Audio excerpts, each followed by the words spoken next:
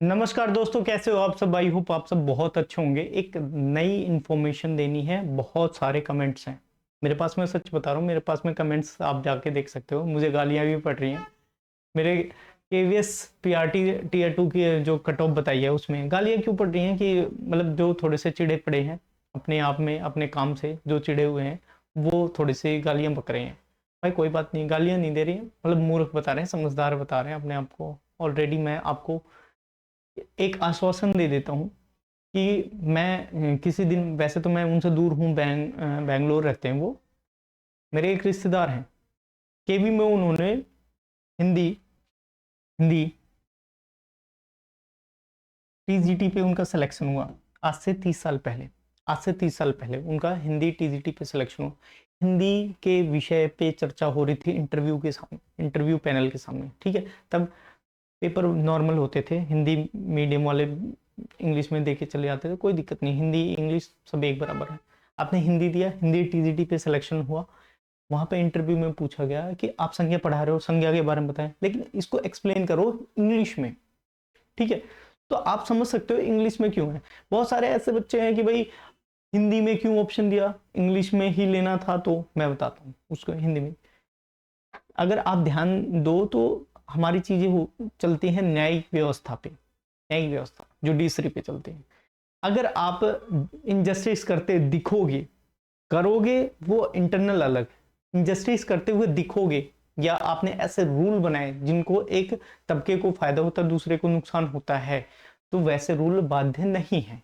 मतलब उस रूल को तोड़ दिया जाएगा, उस नियम को हटा दिया जाएगा। उन्होंने सिर्फ और सिर्फ हिंदी मीडियम इसलिए ऑप्शन में रखा है क्योंकि अच्छे टीचर भी मिल जाए। ऐसा नहीं है कि सभी हिंदी मीडियम का सिलेक्शन नहीं होगा, मैंने ये कभी भी नहीं कहा सभी हिंदी मीडियम का सिलेक्शन नहीं होगा, लेकिन वो ज़्यादा से ज़्यादा केवी और एनवीएस ऐसे संस्थाएं हैं जो इंग्लिश मीडियम को ज़्यादा प्रेफरेंसेस देती हैं।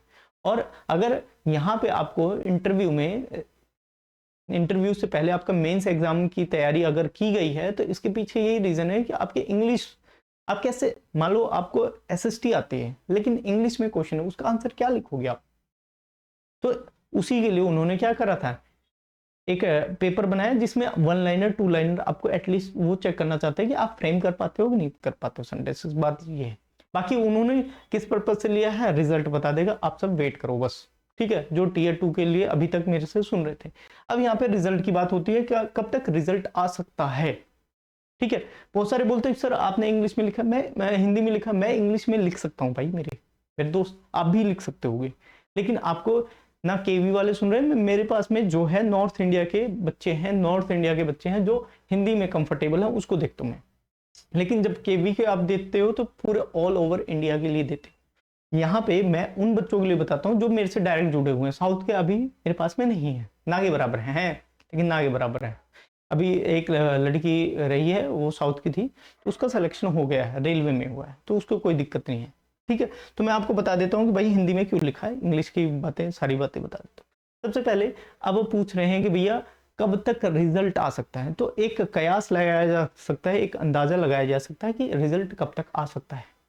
उसके लिए सबसे पहले उनको क्या देना पड़ेगा, आंसर की देना पड़ेगा, क्योंकि 60 क्वेश्चन के जो एमसीक्यूज हैं वो उसके लिए क्या देना पड़ेगा, उनको की देना पड़ेगा कि कितने नेगेटिव कितने पॉजिटिव हैं, ये बात है।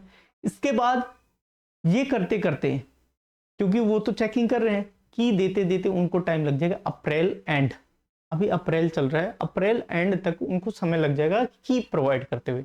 जैसे ही की प्रोवाइड होती है, मेरे दोस्त ध्यान से सुनना, जैसे ही की प्रोवाइड होती हैं उसके बाद क्या होंगे, की के बेसिस पे चैलेंजेस होंगे, क्वेश्चन कुछ गलत होंगे। वो लगभग 1 हफ्ता प्रोसेस चला गया। 1 हफ्ते के बाद उन्होंने अपने रिजल्ट को रिवाइज करना है।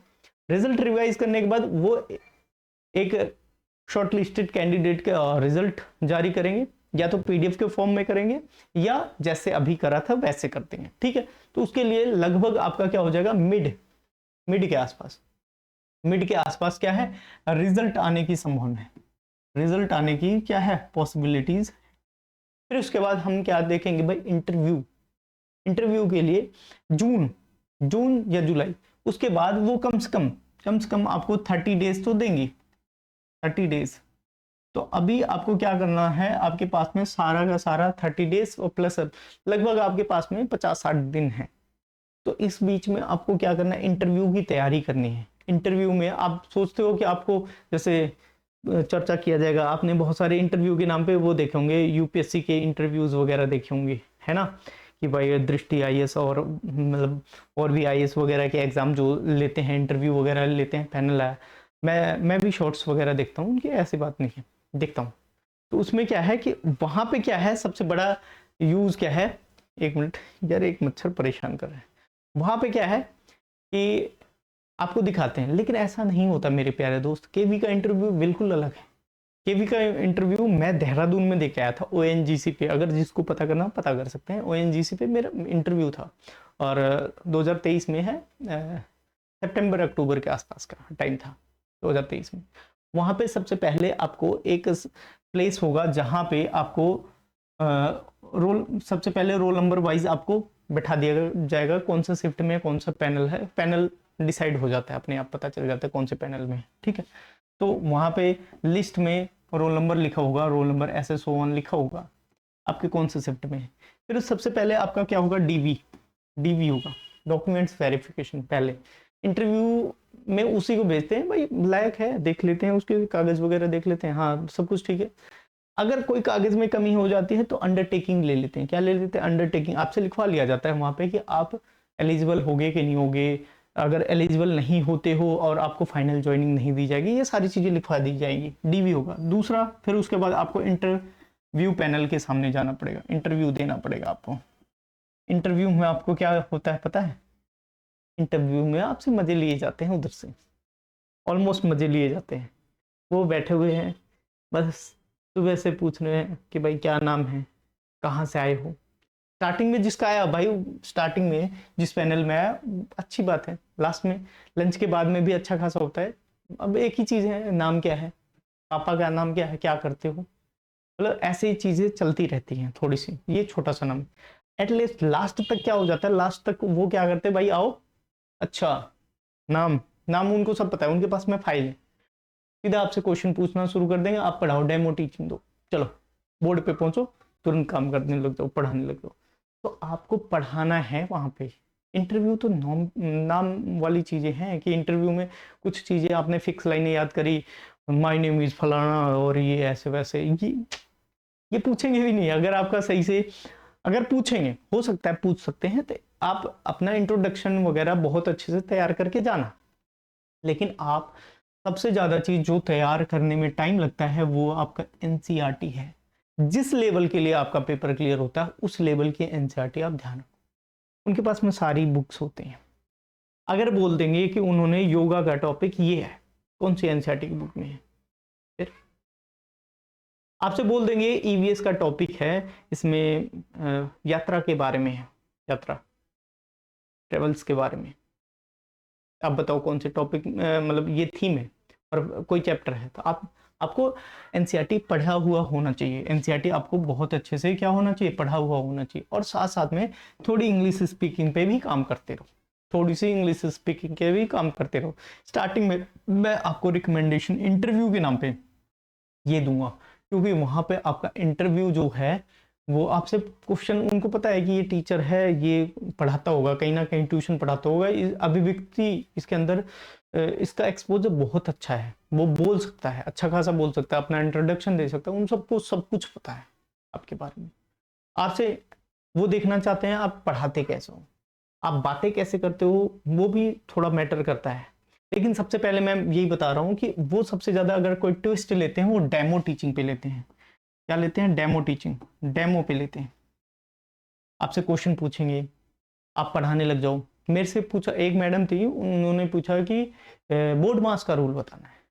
मैंने जब बोर्ड मास लिखा ना तो उसने कहा ये तो बदमाश है, बदमाश लिखा हुआ है। मैंने कहा मैम ये तो बोर्ड मास है।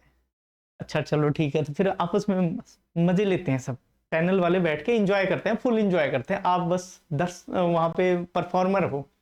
तो बोर्ड मास मैंने समझा, बोर्ड मास में ब्रैकेट के बारे में बताया। तो ब्रैकेट में एक ब्रैकेट था जिसको हम क्या कहते हैं, हम कहते हैं भाई करली ब्रैकेट। करली ब्रैकेट उनको नहीं पता था, मिडल ब्रैकेट पता था उनको, ठीक है, टाइप करली ब्रैकेट। तो एक मैथ्स के सर थे वहीं पे, उन्होंने बताया कि हाँ करली ब्रैकेट भी कहते हैं, ओके कोई दिक्कत नहीं है। यहाँ पे ऐसे ऐसे बातें होती हैं, तो वो आपस में मस्त एंजॉय करते हैं।